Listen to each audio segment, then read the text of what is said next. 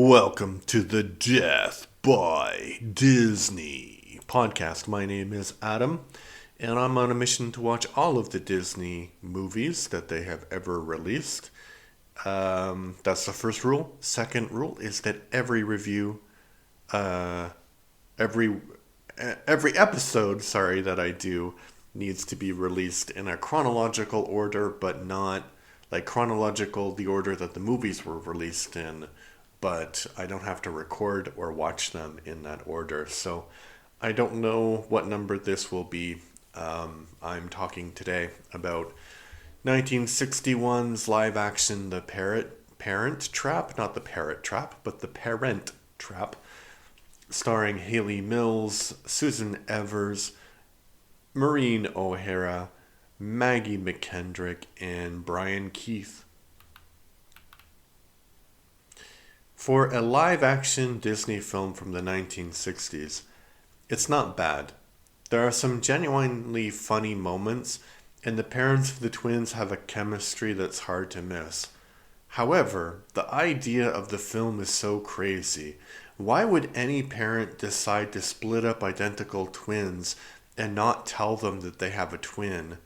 I understand that people getting divorced was sort of a new thing when this movie came out, but no parent would think that that would be a good idea. And even if you decided to handle it in that way, what is the point in never telling the child you kept that they have a sister? It's an utterly bizarre plot device, and it's never even commented on in the movie. They act like this is the most natural thing in the world to have happened. And it's not like the rest of the family didn't know what happened to the sisters. The only ones that didn't know are the two of them. Like, the only ones that didn't know that they were sisters were themselves. So, basically, they have grandparents and aunts. That's crazy. They're never mad about it. It's just so unrealistic. The movie is also far too long. Most Disney live-action films from this time are about an hour and a half. This one is 2 hours and 10 minutes. It's not a bad movie, but I wouldn't recommend it. So here's some trivia, a little bit of anti-Disney propaganda. So the film was a major financial success for Disney, but Hayley Mills, the girl who plays the twins, she had to pay taxes on this twice. So she paid taxes on it in the United States, and then she paid 91% tax in the UK. And this is where the anti-Disney propaganda comes in. She doesn't receive any residuals from this movie. So every time it's played on Disney Plus or something, she doesn't make any money, which that's a clearly that's the responsibility of Disney's lawyers, not giving that kid a fair deal, which is crazy. All right, so that's what I thought about the movie and a bit of a trivia from the movie. Here's what the masses have to say. So what I do is usually I take a review from first, before I tell you that, I gave it 6 out of 10 stars. So not the worst, not the best. So now I'm going to tell you some random review. They're not random. I choose the lowest rated review from IMDb and the highest rated review from IMDb, and then I comment upon the reviews if there's anything interesting. So this is a 1 out of 10 review called Claptrap. Questionable Disney film with Hayley Mills playing 2 roles. Twins whose existence was kept from the other due to an improbable and cold-hearted decision by their selfish, divorced parents, played by a lovely Maureen O'Hara and a tubby Brian Keith, who's notably lacking in warmth. Mills doesn't make the twins distinctive, though the special effects are fine and unobtrusive. The big problem with the film is that the adults are childish and unappealing, and Keith and O'Hara don't belong together, and what brought them together in the first place remains a mystery. Pity Joanna Barnes, who is so good in Auntie Mame, 1958, that she has a thankless role and has been prematurely aged by hairstyle, makeup, and photography. The supporting cast, made up of familiar faces, is dull, and David Swift's direction of this big screen sitcom is anything but swift. And that's from Bree Fane from September 19th, 2013. Yeah, the only thing I would disagree with that is that I do think that the parents have some chemistry together.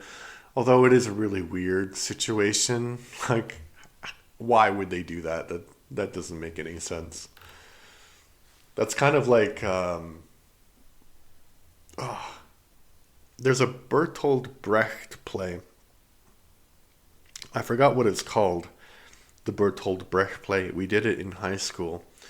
And there's this scene in the play, and I think it's from King Solomon, basically, where these two people are arguing over a child, and one's the mother, and one is the, like, stepmother, I guess. And, well, actually, both of them claim that the child is theirs.